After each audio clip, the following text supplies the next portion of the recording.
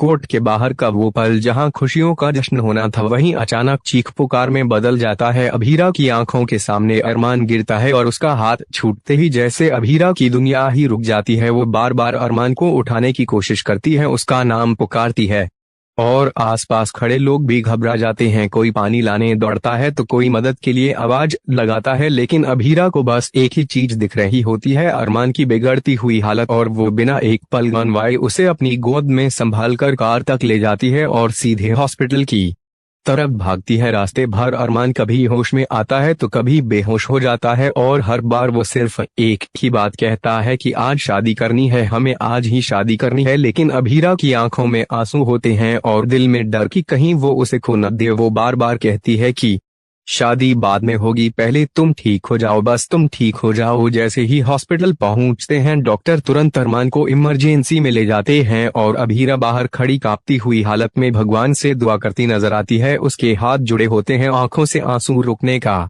नाम नहीं लेते और हर सेकंड उसे भारी लग रहा होता है। कुछ देर बाद डॉक्टर बाहर आते हैं और उनका चेहरा देखकर ही अभीरा समझ जाती है कि बात बहुत गंभीर है। डॉक्टर का शॉकिंग बयान सुनते ही अभीरा के होश उड़ जाते हैं और वो वहीं जमीन पर बैठ जाती है। उसे यकीन ही नहीं होता कि जो इंसान अभी कुछ देर पहले उसके साथ हंस रहा था उसकी जान अब खतरे में है। वो तुरंत फोन उठाती है और दादीसा को कॉल करती है। उसकी आवाज कांप रही होती है और वो बस इतना कह पाती है कि अरमान की हालत बहुत खराब है, आप सब जल्दी आ जाइए। ये सुनते ही पोद्दार हाउस में जैसे भूचाल आ जाता है। जो घर अभी कुछ देर पहले शादी की तैयारियों में डूबा था वहीं अब हर कोई घबराहट और डर में डूब जाता है। दादीसा का दिल बैठ जाता है, बच्चे रोने लगते हैं और पूरा परिवार बिना देर किए हॉस्पिटल के लिए निकल पड़ता है। जैसे ही सब लोग हॉस्पिटल पहुंचते हैं वहां का माहौल देखकर सबके होश उड़ जाते हैं। अभीरा को उस हालत में देखकर हर कोई समझ जाता है कि बात बहुत बड़ी है। दादीसा उसे संभालने की कोशिश करती हैं लेकिन अभीरा टूट चुकी होती है। वो बस एक ही बात कहती है कि अरमान को कुछ नहीं होना